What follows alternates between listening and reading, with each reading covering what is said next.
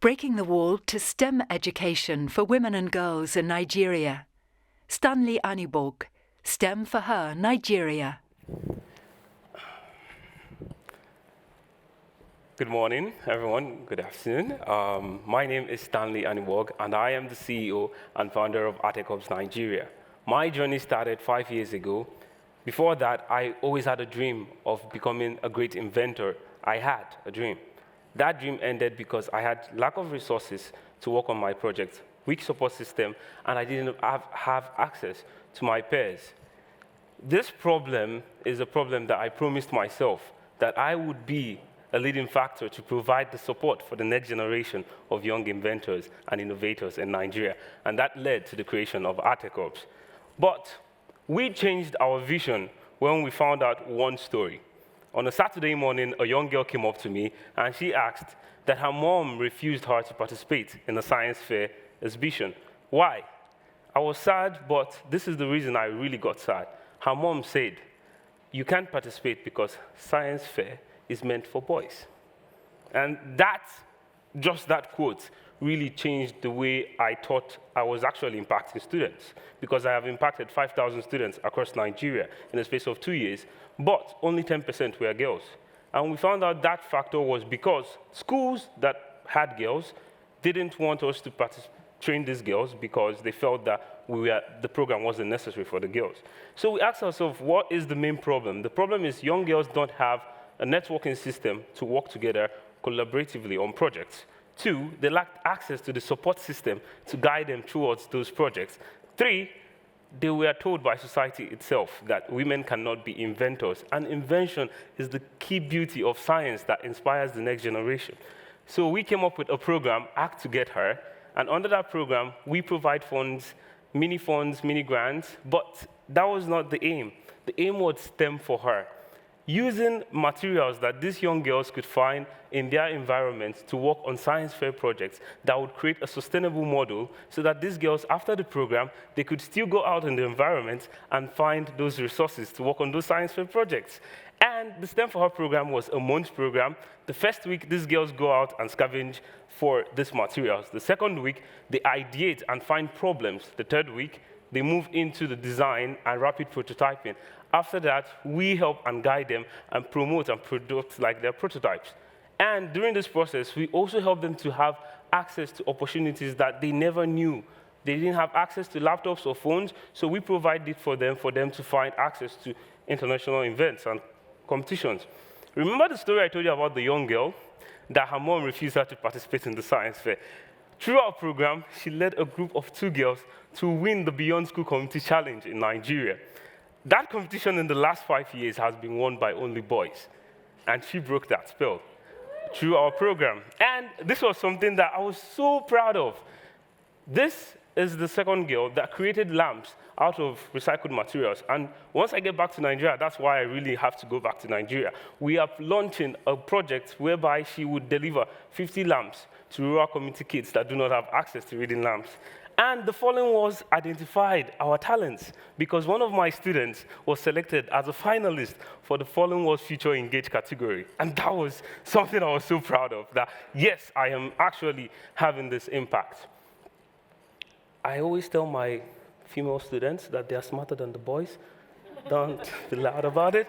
It's true. The reason is because girls are not given the opportunity. So the little gap they find to show what they can do, they make the best of it. And that's what makes these girls really amazing. This year alone, we shifted the gap from 10% of the girls that we have trained. This year, we trained a total of 350 young girls and shifted our gap to 70 to 30% of the students that we train are more of females. We changed our direction. And after those girls won those competitions, we had 5 schools that were female schools calling us, please, could you come and train our girls as well? And the government and the state celebrated their victory and provided us access to funds to work on those projects. In my language, there's a saying that goes, "Mawai dinuruya," which means the beauty of a woman is in the value she provides. Join us in creating a world where women have, or young girls have, the access to provide and showcase their value in the world of STEM education. Thank you so much.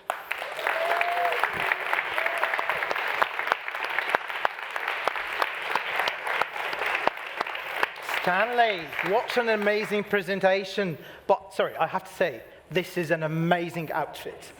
I feel bad about myself. I thought, like, having a tie full of atoms is really cool, but no, look at this, guys.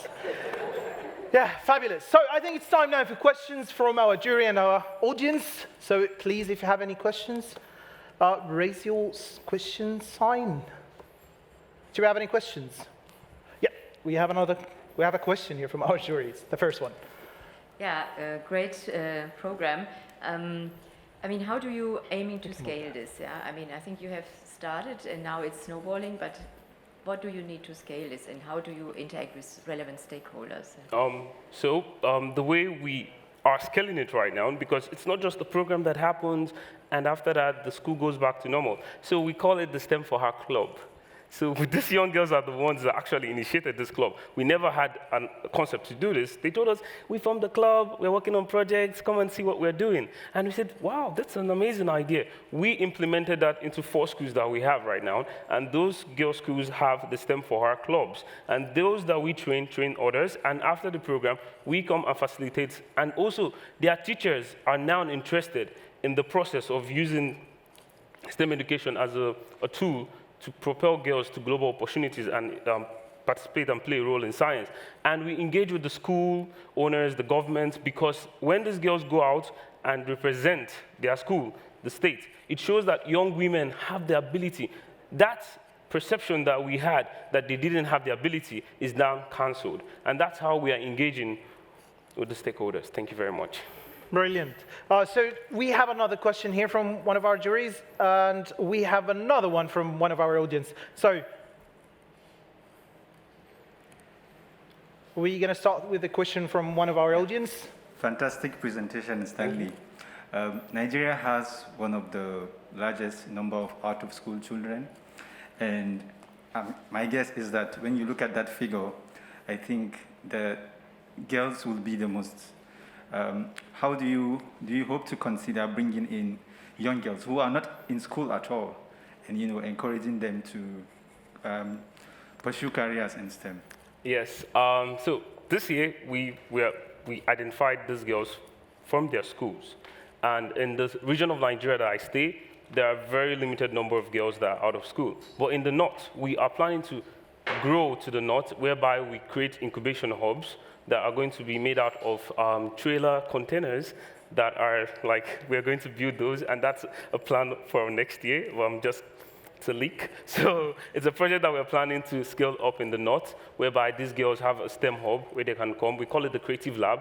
They could come and work creatively together to come up with solutions and innovations to solve real-life problems. Fantastic. So we have another question here from one of our juries. One question, how do you involve the local scientists in your projects?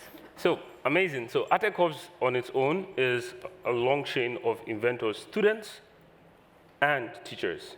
So we involve the teachers in the process of the ideation process, the design and problem identification. So it's not just already existing science. We explore the creation of new solutions that are not already existing. Like one of our students designed a purifier that uses local materials and uses sheets of paper that's smashed, and she was able to find a way to make that collect the carbon contents that pass through the filtration process. And that was something I didn't even think of.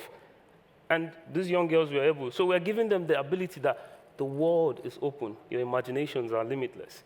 Thank you. Brilliant. So yes, we can have one last question here. Yeah, sorry, one last question from one of our juries.